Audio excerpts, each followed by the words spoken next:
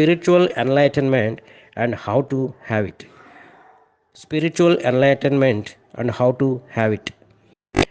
There are two kinds of knowledge, mundane and spiritual.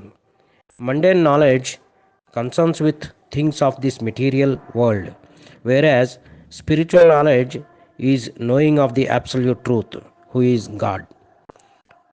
True spiritual guide will teach the sincere disciple who is God how to approach Him, what is the material world, what is his relationship with Him, and finally, what is his duty towards God.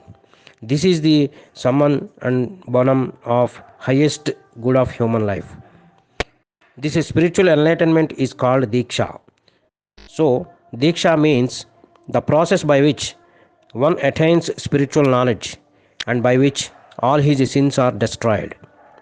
A real Sadguru is one who possesses a real knowledge of the divinity and a disciple, a sincere seeker of that absolute truth.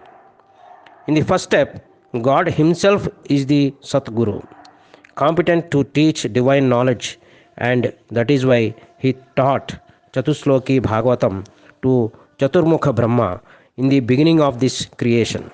By meditating up on which Brahman realized finally God, pure souls, and Maya and their interrelationship. When this point is reached, a sadhaka commences sadhana on the basis of spiritual enlightenment. So, scriptures are our assets. In this process, for the final liberation from this cycle of repeated birth and death. Hare Krishna, Krishna Krishna, Hare Rama, Rama Rama, Hare Hare. Spiritual enlightenment and how to have it.